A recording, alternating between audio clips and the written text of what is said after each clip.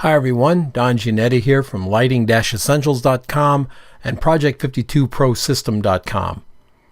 I am focused on helping photographers achieve their dream of being commercial photographers. That's what I do, and it's what I've dedicated my life to at this point in my career.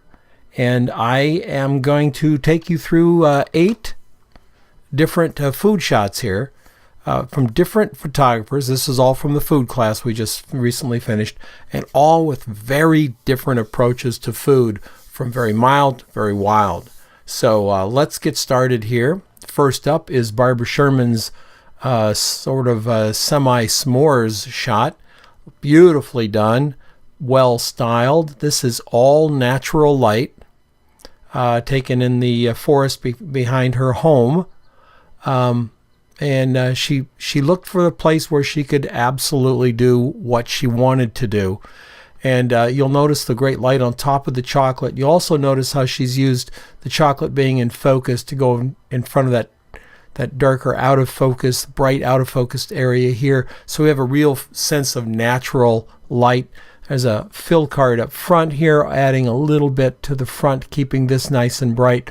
But I love how the chocolate breaks through the rim of the bowl and then breaks into this background. It gives the impression of bigger. It makes it more of a hero. It really makes it stand out. Great shot, natural light, just a perfect use of slim depth of field. It's not too slim, but it's just slim enough to really make the chocolate stand out. That's Barbara Sherman.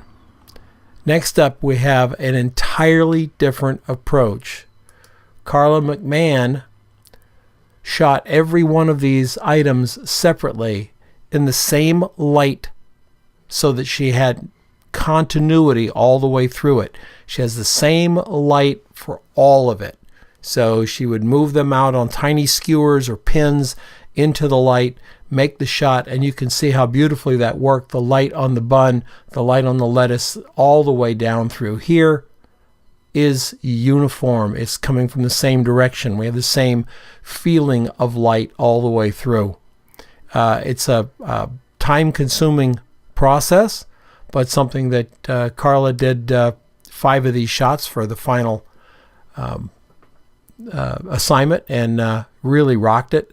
I especially love how she's put all these items into here with a nice feeling of depth to it. The shadows are just fine right under the bun there, the lettuce. Everything just seems to work out really well.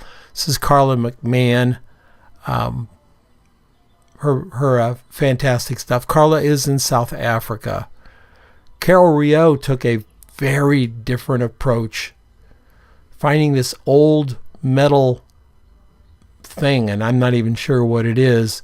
She created the background, paint and sandpaper and all kinds of stuff to get this background to have this color and texture to it.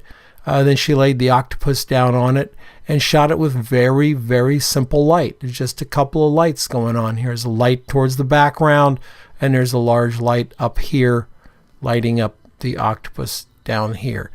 And it's at once very striking. It's mysterious.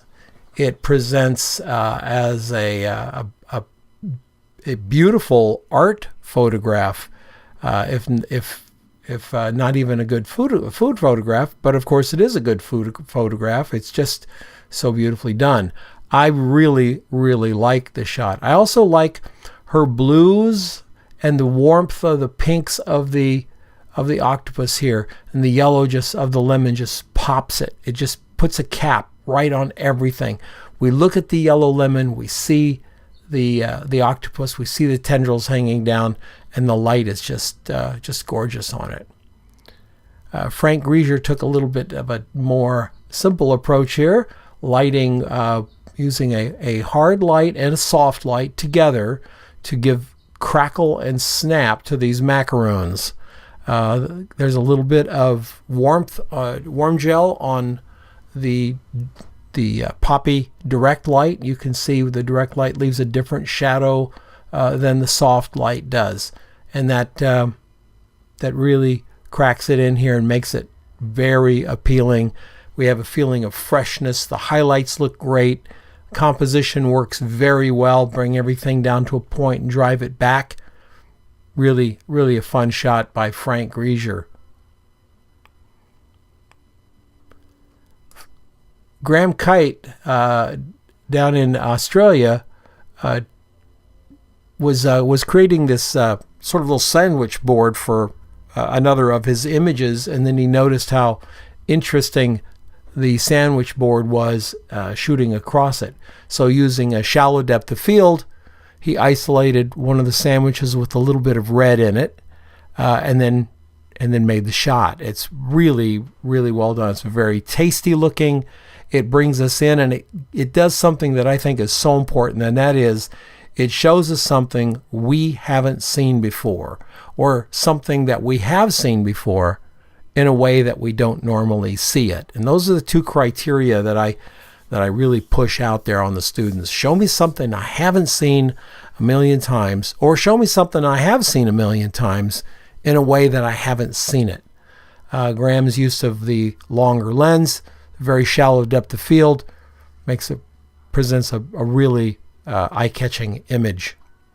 This is natural light as well, I believe. Oh, I should check that before knowing how Graham shoots, it's either natural light or very large scrim, but I believe it's natural light in his garden. Julie Leroux, out of Boston. Julie is I call it Julie's window. Julie has this beautiful window in her studio, a pretty good sized window. I want to say it's a story and a half. It's a big window. I've seen many pictures of it. She puts a diffusion scrim in front of it and makes her images. I love the red against the blue. Doesn't it just jump off the page? It's so beautiful. And something that I didn't compliment Julie on at the time when I reviewed the image, but I have to now, is I love the very subtle little wrinkles and bumps in the cloth here. Notice there's no heavy creases or something to really catch our eye, some kind of sharp crease that can happen in cloth. And this is one of the little secrets of doing food photography or any kind of still life photography with cloth, is sometimes it's the cloth that drives you nuts. I mean, you'll get those little bends, little sharp bends. Well, it'll pull your eye to that bend. So working with all these little subtle creases and things just really worked out very well. It really sets off the smoothness of the peppers very well, doesn't it?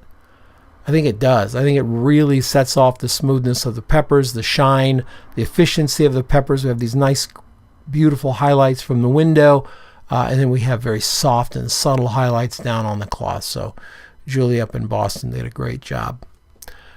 Michelle Garcia wanted to do something along the lines of creating bouquets out of food. And she did a beautiful job. She did 5 shots for the assignment. This one I really happen to like a lot. I love the lines. These vertical lines are repeated in the cloth here. We have the same sort of design in the cloth, and then the cloth is very, we get the triangle here. It's not lined up with the verticals here, nor should it be. But it really breaks through all the verticals and defines itself very well. The asparagus jumps out because of color. Got a little bit of green in the cloth introduced there, and then the asparagus comes out, and then this tad bit of warmth down here in the twine to tie it all together. And again, a great job working with cloth, because it can be a real nightmare. No sharp edges, no twisty. Even down here where we get a little twisty bend, it's right above the twine, so the complexity of it actually works, I think, well in the favor of the piece. That's an interesting little moment, but there's nothing on this image that's going to pull you away from the spread of asparagus here. Really well done. Beautiful soft lighting, scrim lighting from both sides, and just lovely. Virginia is in New Zealand, and this is a natural light shot. She has a beautiful natural light studio in New Zealand. Many banks of windows on 2 different walls, or 3 different walls, I think, if I understand. And then she blocks them off with scrims and things and creates these unbelievably beautiful little still lifes. So we have this great still life, and I love what she did. She cropped off the peppers a little bit over here, the black pepper. Do you see that little crop? But she's cropping off over here to even it out. And then she pulls our eyes down to the peppers using leading lines, color, and design. It's just a very clever and absolutely gorgeous photograph. Look at the light. Look at the little feelings of pools of light in it. This one's lit up, this one's not. We've got highlights on the peppers. We've got beautiful light coming from the back here. And we've got this, it goes dark at the top to keep our eye focused in again on the middle of it, and it goes dark at the bottom just a little bit. We just, brings our eye back up into the picture. So 8 different food shots by 8 different photographers, all quite different. This is Virginia Long. This is Michelle Garcia, Julie Leroux, Graham Kite, Frank Grieger, Carol Rio, Carla McMahon, and Barb Sherman. Barb Sherman's up in Flagstaff, Arizona. Where as I'm doing this right now at 10 o'clock in the morning on April 30th, as I'm doing this, it's snowing up there. So a late spring snow for those up in the mid part of Arizona. Look, if you like the content we're doing here, we're going to keep doing this. I'm not really pushing for billions of subscribers or anything like that. I'm just really interested in working with people and delivering content to people who really care about what we're doing. If you do, hit the subscribe button. The bell won't go off too many times. We post maybe, I don't know, I'm trying to get to a week. Help me get to a week. If you have any questions for me about these photographs or anything photographic, please let me know, and I'll answer them in a video or send you an email. And I'd love to have a discussion with you. My goal is to help you be a great photographer, or at least the best photographer you possibly can be. Everyone have a great day. I'll see you next time.